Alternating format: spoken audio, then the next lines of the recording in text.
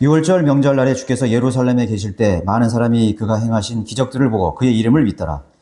그러나 예수께서는 그들에게 자신을 맡기지 아니하시니 이는 주께서 모든 사람을 아시기 때문이더라. 또 사람 속에 무엇이 들어있는지를 아심으로 누가 사람에 관하여 증거하는 것도 필요로 하지 아니하시더라. 오늘 강론드릴 말씀의 제목은 절실한 필요입니다. 우리가 믿고 신뢰한다는 의미는 두 가지 측면이 있습니다. 한 가지는 눈으로 보고 듣고 경험하는 그런 겉모양에 대한 믿음입니다. 두 번째 의미는 보이지 않는 그런 내면의 마음으로 믿을 수 있고 신뢰할 수 있는 내적인 것에 대한 신뢰와 믿음이죠. 다시 설명한다면 내가 사려고 하는 물건의 디자인이나 외형을 보고 구매하는 것과 아니면 외형보다는 실제적인 성능이나 기능의 중요성을 두냐는 것이죠. 저는 오늘 이 사람이 정말로 절실하게 필요로 하는 그런 것은 무엇인가? 또 그걸 필요로 한다는 것은 그 사람이 부족하기 때문에 필요하거든요. 그것에 대해서 좀 잠깐 언급을 하려고 합니다. 말씀 전하기 전에 잠깐 기도드리겠습니다. 감사하신 아버지 하나님, 어리석고 무지한 저희들을 오늘도 돌아보시고 우리에게 보내신 그 성령이 각자의 마음속에서 하나님을 앙망하고 또 우리의 이 부패하고 또 쉬이 사라질 이 세상의 것들을 잠시 뒤로 머문 채 이렇게 주님의 존전 앞에 나왔습니다. 그럼에도 우리의 마음이 저 썩어질 그러한 불로 다 불타버릴 것에 마음이 두지 않기를 원합니다. 주님께서 우리들을 위해서 마련해 놓으신 그런 영광스러운 소망과 또 복들과 또 예수 그리스도 안에 있는 놀라운 그런 자비와 은혜를, 그 사랑을 다시 한번 오늘 우리가 조금이라도 바라볼 수 있는 그런 시간이 될 수 있도록 역사해 주십시오.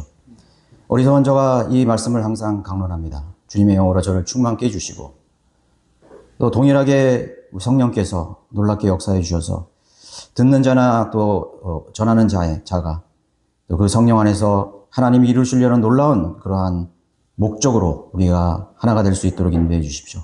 주 예수 그리스도 이름으로 기도드렸습니다. 제 본문에서 많은 사람들이 주님이 행하시는 기적들을 보고 주님의 이름을 믿었다고 했습니다. 그 기적들은 사람들의 다양한 필요를 채울 수 있는 그런 놀라운 그런 기적들이었습니다. 병을 고쳐주는 일. 뭐 지금도 우리가 난치병이나 불질병이 있는데 그 2000년 전 주님께서 이 땅에 오셨을 당시에 그런 의학 수준이라는 것은 어떠했겠습니까?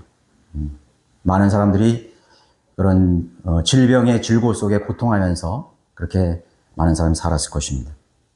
그런 문제를 해결해 주셨습니다. 장애를 가진 자들을 온전케 해 주셨던 일. 여러분, 한 가정에 장애를 가진 그런 가족이 있다면 그걸 경험해 보지 못한 사람은 그런 말을 할 수가 없어요. 근데 장애를 가진 그런 사람들을 하나님께서 온전케 하셨다는 것이죠. 또 폭풍의 그런 위기 속에서 생명의 위협을 느끼는 그런 제자들을 그 폭풍을 잠잠케 하심으로써 구해 주셨던 일. 또 4,000명, 5,000명의 광야에 몰려든 군중들에게 양식을 해결해 주셨던 일. 죽은 자들을 살리셨고 또 마귀를 들린 그런 자녀들을 온전케 해주셨던 놀라운 그 기적들. 인간이 결코 해줄 수 없는 일들을 주님은 해주셨습니다.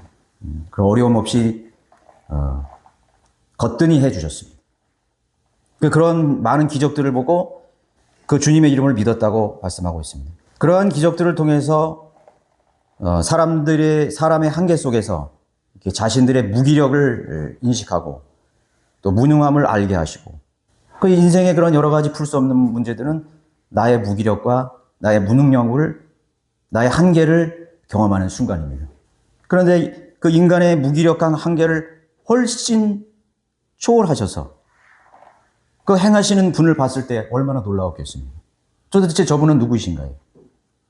저분은 어디서 온 분이고 저는 저의 능력이 어디서 나오는 거예요? 그 인간의 모든 필요를, 이 현실적인 필요를 거침없이 해결해 주시는 그런 위대하신 능력을 가신 분을 증거하시기 위해서 그 기적들을 하나님께서 베푸신 것입니다. 그 6월절 명절날에 이루어졌습니다. 6월절 명절날에 예루살렘에서 많은 기적들을 행하신 이 또 다른 이유. 왜 6월절 명절날에 예루살렘에서 그 일을 또 행하셨을까요? 그것도 이유는 6월절 어린 양, 그들이 조상 때부터 구약 시대, 그 조상 때부터 수백 년간 이어온 그런 6월절 어린 양을 바쳤던, 제물로 바쳤던 그러한 의식들, 하나님의 계명을 준수했던 그런 의식들. 그 6월절 어린 양. 그 6월절 어린 양이 바로 그 기적을 행하시는 주님 자신임을 알게 하려 하셨던 것입니다. 그 6월절 어린 양은 자신의 그런 백성의 죄들을 단번에 구속하시고 또 제거하시고 용서해 주실 수 있는 그런 능력이 되시는 한 마리의 6월절 양으로 오시는 그분을 보여주시려 했던 것입니다. 유대인들인 그들 자신들을 위해 피 흘려 죽임을 당하는 어린 양의 실체로 오셨던 6월절의 주인, 바로 주인님 자신임을 보여주시려고 했던 것입니다. 나를 바라보라. 그 기적들을 통해서 주님을 주목하게 하셨던 것입니다. 사람들에게 무관심하기를 원하지 않았습니다. 그 예언과 모형들의 성취로 오신 분이심을 믿게 하려 하신 것입니다. 그들의 선지자들, 그들의 예언자들, 그들의 율법사들이 그 대대로 예언하셨던 분, 그분이 오셨다는 사실을 믿게 하려 하시는 것입니다. 그런데 그들은 오히려 그 기적들만을 봤습니다.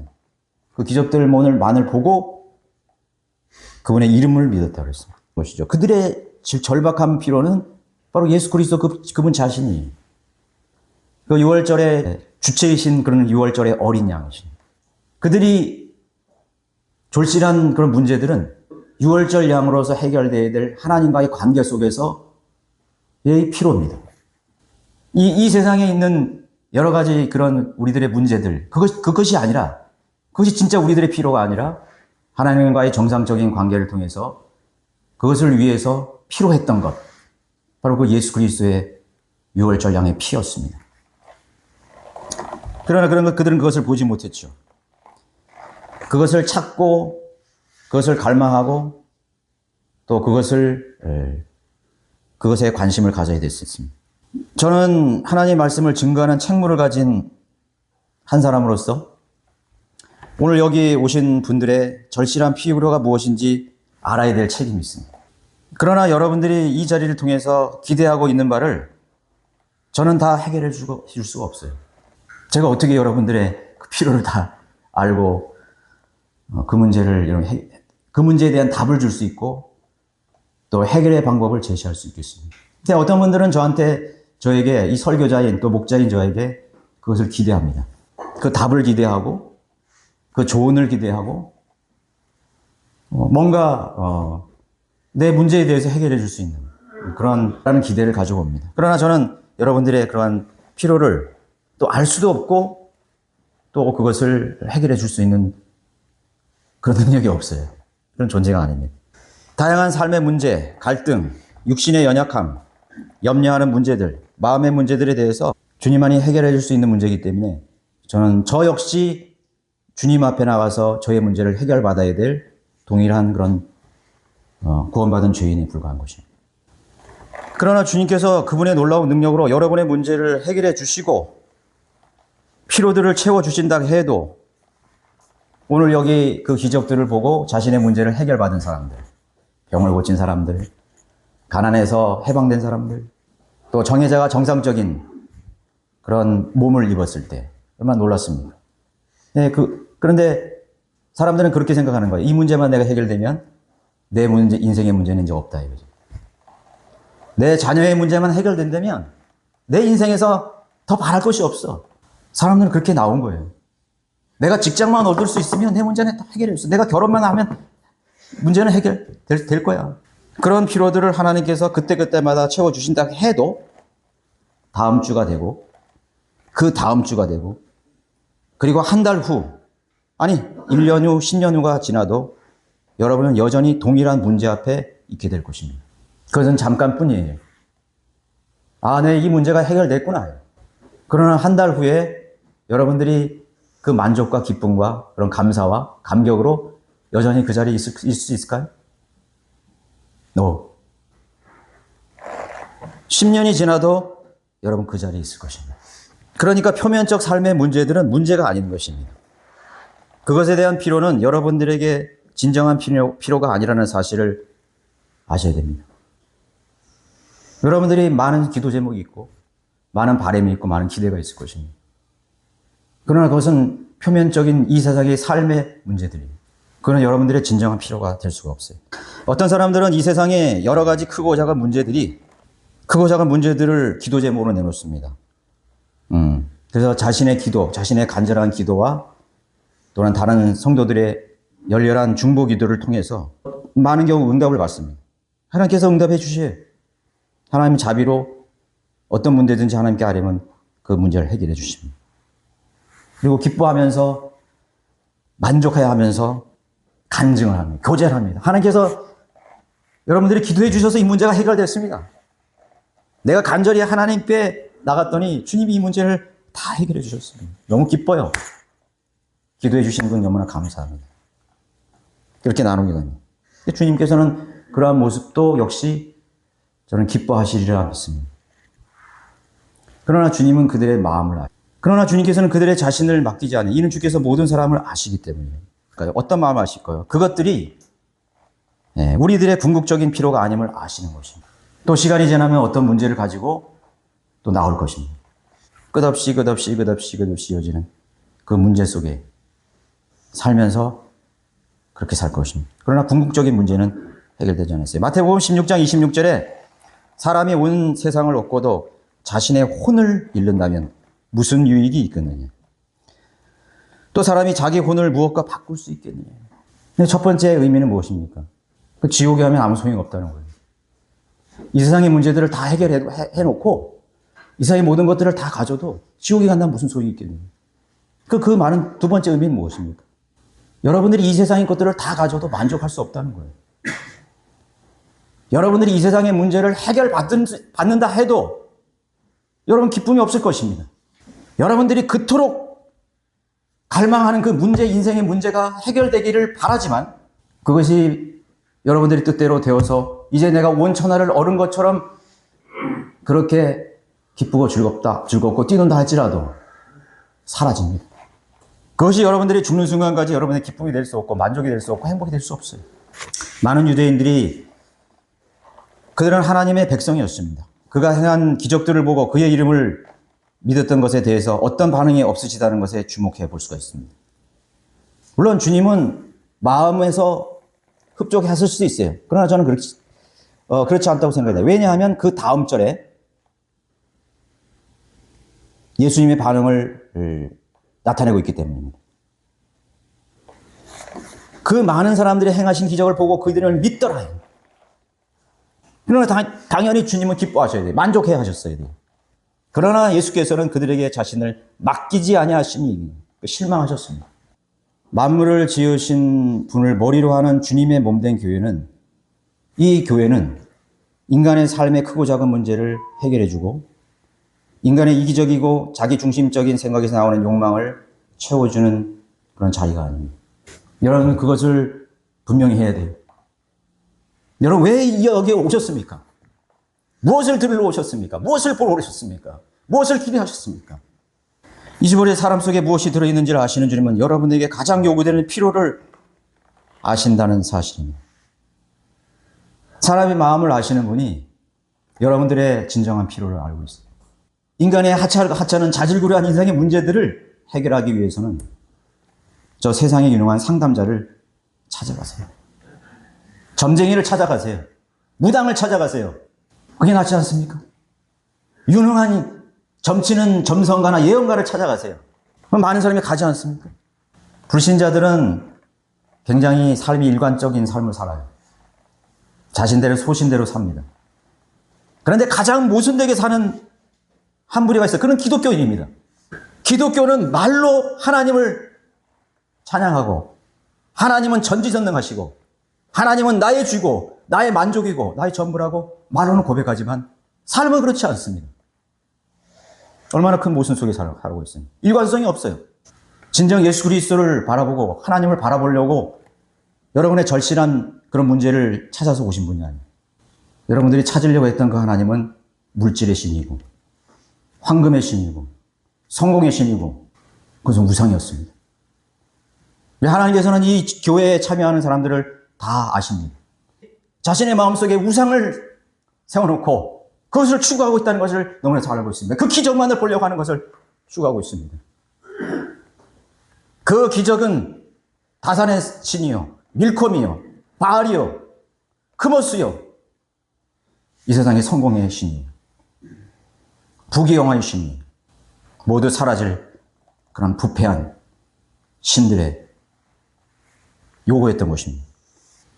예수님께서는 물고기 2마리와 보리빵 5개로 5,000명의 필요를 해결해 주신 분이셨습니다. 정말 그들의 필요가 오늘 먹고 내일 배고픈 그런 필요를 하나님 채워주시기를 원하셨을까요? 하나님이 정말 그 5,000명의 필요를 아셨는데 그 필요가 단지 물고기 2마리와 보리빵 5개를 통해서 5,000명을 먹이신 그 한 끼의 필요였습니까? 아니라고요. 깨닫지도 못하고 보지도 못하고 듣지도 못하는 이 목석 같은 죄인들을 향해서 너희들이 이 기진하고 배고픈 이 광야에 수많은 지친 이 혼들에게 너희들이 먹을 것을 주라. 주님은 그 5,000명의 다양한 개성이나 삶을 사는 인생들의 절실한 필요가 무엇인지 알고 계셨던 것입니다. 여러분 신명기 8장 3절에 한번 봐보실까요? 주께서는 너를 겸손하게 하시고 너를 배고프게 하셨으며 너도 모르고 내 조상도 모르는 만나로 너를 먹이셨으니 이는 사람이 빵으로만 사는 것이 아니요 주의 입에서 나오는 모든 말씀으로 사는 것을 너로 알게 하려 하심이니라. 왜 배고프게 하셨을까요? 왜 광야에서 배고프게 하셨을까요? 왜 광야에서 수많은 난관을 경험하게 하셨을까요? 자신의 백성들을 광야에 40년 동안 하나님께서 고생하게 만들었을까요? 왜 좌절하게 만들었을까요? 왜 힘들게 하셨을까요? 그건 인간의 너의 한계를 바라보라는 것입니다. 너의 먹을 것 하나 해결할 수 없는 존재가 바로 너라 이거예요. 환경이 조성되지 않는 곳에서는 아무것도 할 수 없는 것이 인간이라는 것을, 무능력한 인간인 것을 보여주고 있는 것이 좋은 환경이었어요. 하나님을 찾을 수 있는 환경이에요. 하나님께 나갈 수 있는 환경이에요. 그들의 절실한 필요를 발견할 수 있는 기회를 주신 것입니다. 그것은 바로 사람이 빵으로만 사는 것이 아니에요. 하나님의 입에서 나오는 말씀으로 사는 것이에요. 겸손케 하시기 위해서 주님은 그들을 배고프게 하셨습니다. 절실한 필요. 예수님께서 4,000명과 5,000명을 먹으신 것도 광야였습니다. 그러나 주님께서는 인간의 필요한 것은 빵도 고기도 현실에서의 다양한 필요가 아니라 만물을 자신의 입에서 나오는 말씀으로 창조하신 분의 그 말씀들이 필요함을 지적해 주신 것입니다. 인간은 외형적인 존재가 아니라 내면적인 존재예요. 동상이몽이라는 말이 있습니다. 내가 같이 잠을 자지만 꿈은 다른 꿈을 꾸는 것이 그게 인간입니다. 인간은 뭔가를 계속 갈망합니다. 내가 여기 있지만 더 나은 것을 갈망합니다. 거기에 도달했는데 또 다른 것을 갈망합니다. 갈망합니다. 여기는 너의 집이야. 너의 여기에 도착할 항구가 아니라. 아직은 너의 집에 도착하지 않았어. 누가 사람에 관하여 증거하는 것도 필요로 하지 아니하시더라. 무슨 의미인가요? 예배에서 설교는 저는 중요하다고 생각합니다. 근데 설교에 대해서 논해야 할 것들이 많지만 설교자인 제가 여러분들의 필요를 모른다면 저는 여기서 설교할 자격이 없습니다. 회중들의 진정한 필요를 모르기 때문에 계속 현실적인 복, 축복, 만사형통, 병고침 거기서 뱅뱅 돕니다. 오늘 이 배교한 이 기독교회를 보십시오. 누가 이 회중들의 지친 배고픔을 해결해 줄 수 있는 그런 연사들, 그런 호소자들, 그런 설교자들이 필요할까요? 누가 나의 생각을 알아서 저들에게 나의 마음을 전해줄 수 있을까요? 주님은 한탄하십니다. 저희도 인생에 문제가 많아요. 해결돼야 될 문제가 많아요. 날 아버지께 가서 그것을 구할 때가 있어요. 그러나 내 안에 계시는 주님께서 나에게 말씀하십니다. 너의 진정한 필요는 그게 아니야. 네가 진정 부족한 것은 그것이 아니야. 그거는 염려하지 마. 너의 마음을 쏟아야 될 것은 너의 진정한 필요야. 내 마음의 공허함, 연약함, 내 혼에 가려는 황폐한 나 자신을 보게 하시는 것입니다. 마시면 또 목마르는 그 물을 갈구하는 이 어리석음을 알게 하시는 것입니다. 먹어도 내일이면 배고플 그러한 썩어진 양식을 구하는 내 자신을 주님은 깨닫게 하시는 것입니다. 그래서 저는 그렇게 늘 기도합니다. 주님, 저의 절실한 필요가 무엇입니까? 내가 알아야 될 것이 무엇입니까? 하나님이 필요합니다. 예수 그리스도가 필요합니다. 그들은 하나님 없이 살 수 없는 존재입니다. 하나님의 능력 없이는 행복할 수 없는 사람입니다. 어떻게 합니까? 어떻게 이 사실을 알게 할 수 있습니까? 어떻게 이 마음을 넣어줄 수 있습니까? 저는 자주 그렇게 기도합니다. 여러분의 각자에 계시는 이 성령님께서 눈을 열어주시고 귀를 열어주시고 마음을 열어주셔서 정말 찾아야 될 그런 영광, 정말 썩지 아니하는 영원한 왕국, 영원한 행복, 영원한 안식.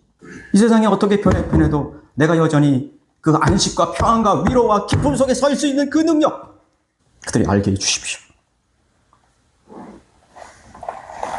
저는 그렇게 기도합니다.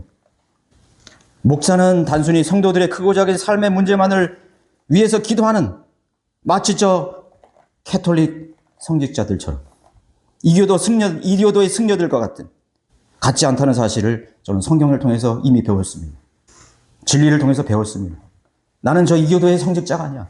나는 저 로마 가톨릭의 그런 성체 성찰을 행하는 그들의 자질구레한 그런 인생의 문제를 폼을 잡으면서 해결해주는 그런 종교이냐.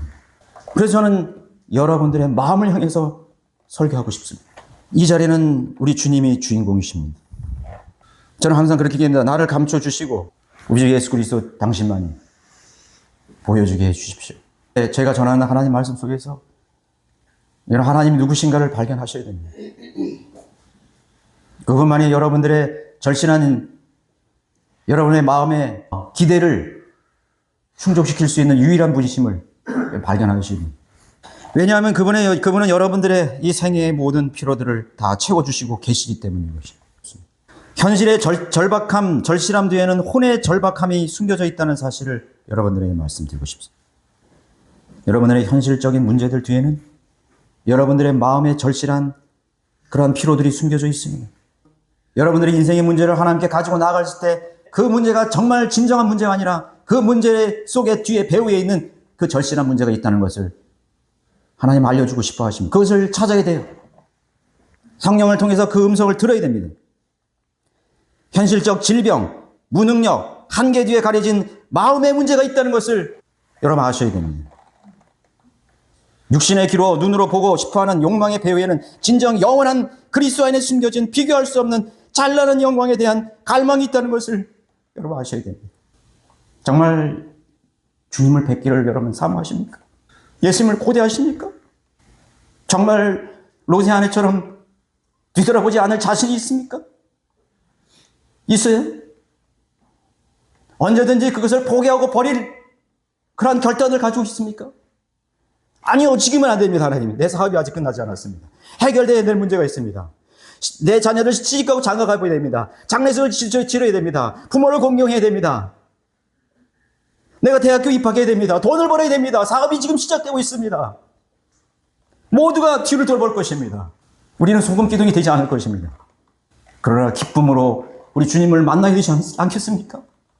내가 정말 기다리고 내가 정말 사모하고 내가 정말 갈망하는 그 주님을 이제 뵙게 되었군요. 그런 믿음과 사랑과 신뢰로 주님을 뵈야 되지 않겠습니까? 너무나 많은 미련들이 있습니다. 너무나 벌려놓은 수많은 분주한 일들이 있습니다. 성경은요, 우리에게 두 가지를 선택하라고 하지 않습니다. 이거냐, 이거냐. 중간은 없어요.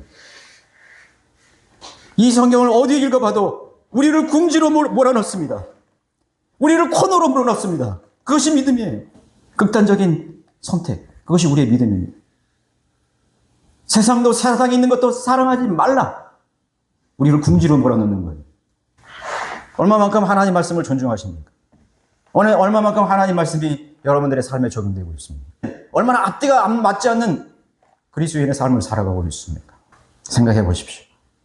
우리는 비교할 수 없는 찬란한 영광에 대한 갈망이 있어야 됩니다. 어떤 그리스도인이 친구와 여행을 한다고 합니다. 배를 타고 가는데 저 수평성 너머로 넘어는 아름다운 석양이 너무나 멋졌어요. 친구가 감탄합니다. 와, 판타스틱. 너무나 황홀해. 너무나 아름다워. 이렇게 감탄하고 있을 때 그 크리스찬 친구가 찬물을 끼얹습니다. 아니야. 천국에서는 저런 광경은 쓰레기 하치장부터 못해. 바울은 셋째 하늘을 잠깐 보고 왔습니다. 말할 수 없는 영광을 보고 왔습니다. 내가 죽는 것도 사는 것도 죽든지 살든지 나는 아버지의 것이다. 내가 몸을 떠나서 저 천국에 가는 것이 더 낫다고 생각했습니다. 그러나 할 일이 있기 때문에 육체로 사는 동안에 하나님의 영광을 기억했습니다. 하나님의 영광을 봤습니다. 찬란한 비교할 수 없는 영광을 봤습니다. 수많은 그 시대에 그런 지중해 연안에 있는 수많은 민족들, 수많은 국가들, 수많은 족속들의 그런 비참함을 봤습니다. 자신의 명예, 직업, 일, 부, 인기 모든 것을 다 배설물처럼 여겼습니다. 그리스도를 아는 지식, 그리스도를 발견하는 것, 그리스도를 만나는 것 최고의 영광이었습니다. 저는 제 아내와 저번에 밤에 운전을 하다가 문득 그런 생각을 했습니다. 그 앞에 건널목에 개를 끌고 가는 노인들이 있더라고요. 운동을 하고 하는. 갑자기 그런 생각을 했습니다. 하나님께서 준비하시는 그런 영원한 왕국, 영원한 천년 왕국, 영원한 파라다이스, 그 낙원은 저 사람들을 위해서도 준비되지 않아요. 그런데 그들은 아무것도 모르고 사는 것입니다. 하나님께서 이 거리에 있는 수많은 사람들을 위해서 예비해 놓으신 그 영원한 영광을 모른 채 살아가고 있습니다. 그들의 미래는 심판입니다. 그들의 미래는 영원한 부르짖음입니다. 그들의 영원한 미래는 낙관적이지 않습니다. 내 인간을 속이는 것입니다. 내일은 나아질 거야. 모레면 나아질 거야. 10년은 편해질 거야. 나아지는 건 아무것도 없어요. 그들은 점점 저주 속으로, 멸망 속으로, 비참함 속으로 가고 있습니다. 저 너머에 있는 그 영원한 지옥의 형벌 뒤에 있는 그 고차원적인 그 낙원, 그 하늘나라, 그 왕국을 바라보지 못한 채 소망 없이 살아가고 있습니다. 적어도 우리가 성경대로 믿는 그리스도인, 우리가 하나님의 진리 지식을 가진 그리스도인들이라면 우리가 이렇게 살아서는 안 되는 것이죠. 많은 은혜를 받은 만큼 많은 책임이 있습니다. 많은 자비를 얻은 만큼, 우리는 많은 것을 빚진 만큼 우리는 갚아야 될 책임이 있다는 걸 여러분 잊지 마십시오. 그 기도의 능선이 여러분 속에만 갇혀 있지 마십시오. 오늘 뉴스를 여러분 보지 못하면 저는 신문을 읽습니다. 신문을 읽는 그 신문상에 수많은 비극이 소식이 전해집니다. 저 아프리카의 수많은 그리스도인들이 납치되어서 고통을 당하고 죽임을 당하고 있다. 저 방글라데시에 사는 수많은 사람들이 가난 속에서 허덕이면서 소망도 모른 채 살아가고 죽어가고 있습니다. 지구촌 속에 수많은 사람들이 배고픔 속에서, 절망 속에서, 차별 속에서, 핍박 속에서, 압박 속에서 그렇게 소망 없이 살다가 죽어가고 있는 것입니다. 적어도 우리는 이렇게 살아서는 안 되는 것이죠. 주님의 그들을 위해서도 하나님께서는 영원한 영광과 쉼과 안식을 마련해 주셨던 것입니다. 우리가 그들의 고통과 그들의 피로와 그들의 절실한 요구들을 느끼지 못하고 바라보지 못한다면 우리는 너무나 이기적인 죄 가운데 사는 사람들인 것입니다. 요한복음 3장 17절에 진실로 진실로 내가 너에게 말하노니 사람이 거듭나지 아니하면 하나님의 나라를 볼 수 없느니라. 그리스도의 영이신 성령이 아니시면 여러분 자신이 무엇이 부족하고 필요한지조차 모르고 살게 될 것입니다. 저는 그것을 여러분들에게 알려드리고 싶습니다. 영원하지 않는 몸을 위해서 살아서는 안 됩니다. 여러분의 몸에 기적 같은 변화가 수백 번 일어나도 결국 무덤에 묻히게 될 몸이 아닙니까? 여러분들의 삶의 현실 속에 자랑하고 싶고 말하고 싶은 수많은 변화가 생겨도 결국은 사라져버릴 그림자여 잠깐 있다가 보이는 안개가 아닙니까? 너 인생이 무엇이냐? 잠깐 보인다가 사라지는 안개냐? 그것을 위해 살지 마시기 바랍니다. 잠언서 4장 23절에 열심을 다하여 내 마음을 지키라. 이는 삶의 문제들이 거기서 나옵니다. 기쁨, 만족, 행복이 마음에서 나오는 것입니다. 근심, 염려, 초조, 갈등 역시 마음에서 나오는 것입니다. 여러분의 마음에서 선과 악이 교차해 있습니다. 여러분의 마음을 주님께 드리십시오.